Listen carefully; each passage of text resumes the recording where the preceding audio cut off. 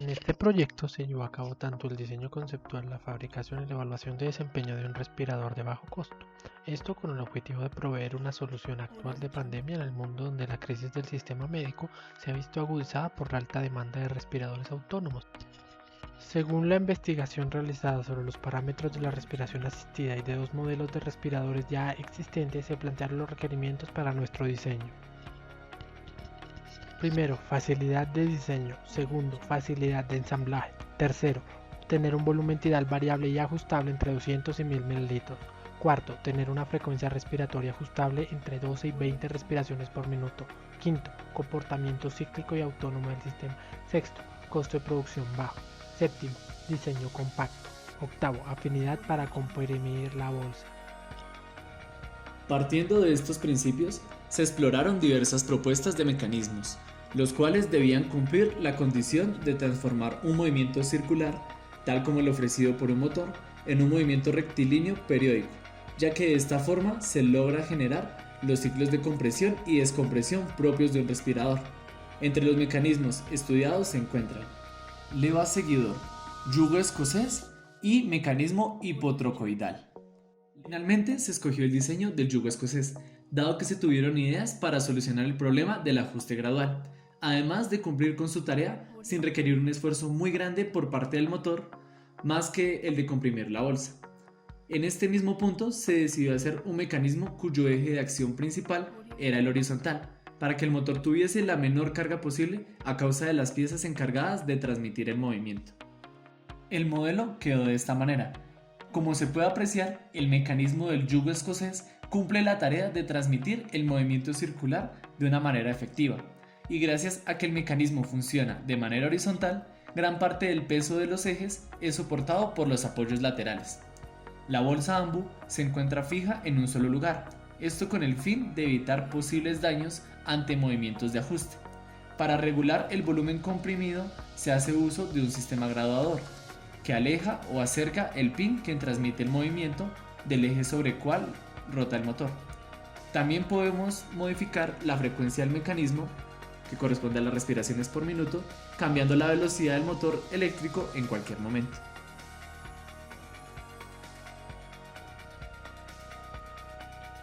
Para el desarrollo de los análisis cinéticos y cinemáticos se empieza conociendo algunas variables de interés, tal como se muestra en la imagen, donde D corresponde a la distancia existente entre el centro de masa del pin grabador y el eje del motor. L corresponde a la distancia existente desde el centro de masa del pin grabador hasta el centro de masa del compresor.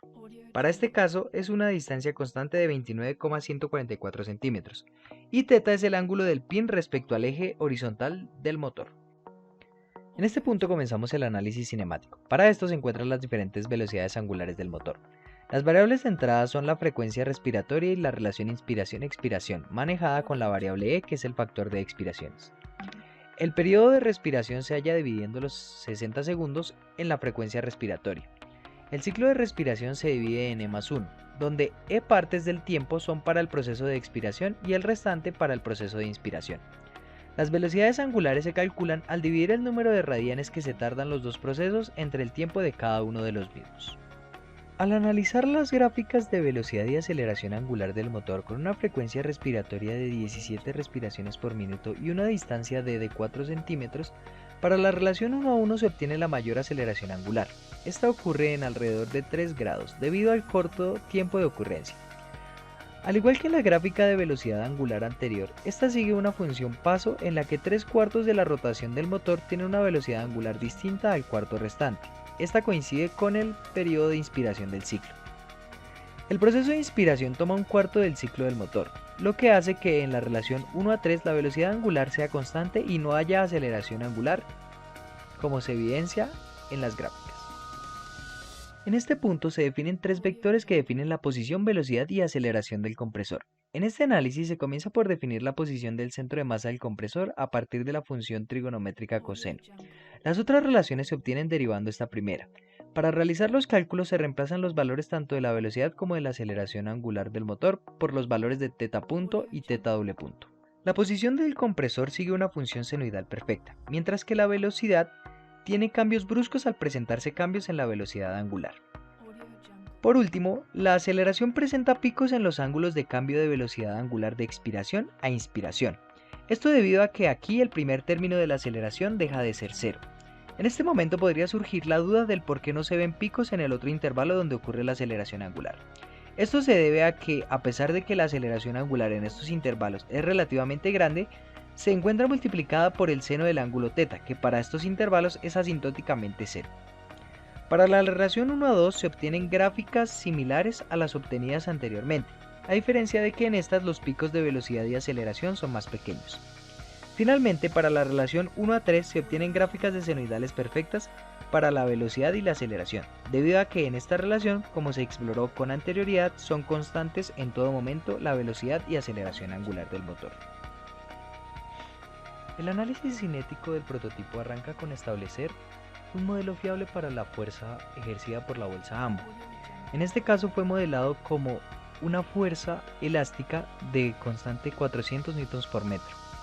Hay que tener en cuenta que esta fuerza solo actúa en el momento en que el compresor se encuentra en contacto con la bolsa. Una vez estimada la fuerza de la bolsa AMBO, se procede a realizar el análisis sobre el sistema conformado por los tres seguidores, el pasador vertical y el compresor. Analizando las fuerzas externas, especialmente las realizadas por los soportes y la fuerza de reacción sobre el pin graduador. Esta fuerza es encontrada a partir de la sumatoria de fuerzas sobre el eje horizontal. Una vez conocida esta fuerza, se puede estimar el momento del motor, así como las reacciones sobre el eje del mismo, que se analizarán a continuación. En la imagen se observa el comportamiento de la fuerza de reacción sobre el pin graduador a lo largo de un ciclo respiratorio, encontrando su pico máximo al estar la bolsa AMBO más comprimida, a los 180 grados.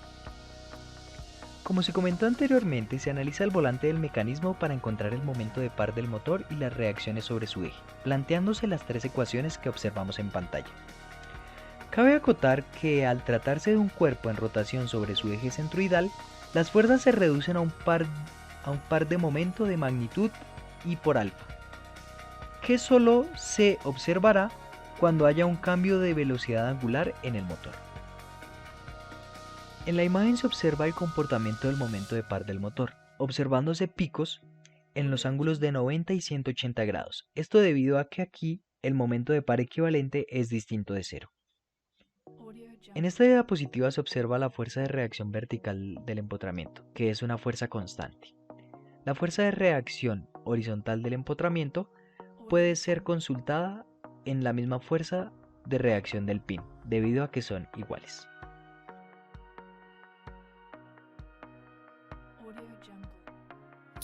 Para la realización de nuestro sistema de control se usaron los siguientes elementos: un Arduino, un encoder rotativo, una pantalla OLED de 0.96 pulgadas, un sensor ultrasonido, un módulo PWM, una fuente de 20 voltios y un motor de 12 a 24 voltios.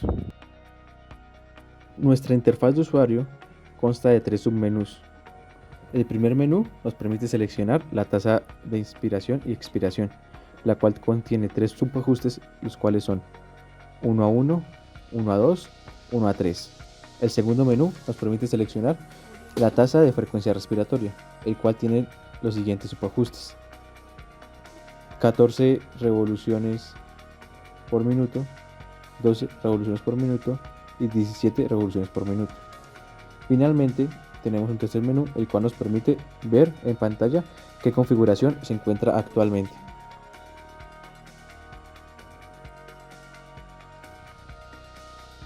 El sistema de control implementado para nuestro ventilador mecánico consiste en que cuando nuestro tornillo de ajuste llega a 90 grados, el sensor ultrasonido lo detecta y este a su vez manda una señal al Arduino.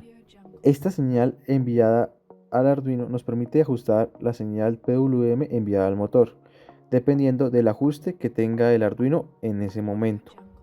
Con esto se logra implementar varias relaciones de expiración e expiración sin tener que modificar mecánicamente nuestro mecanismo, ya que relaciones diferentes a 1.3, la velocidad cambia de 90 a 180 con respecto al resto del ciclo.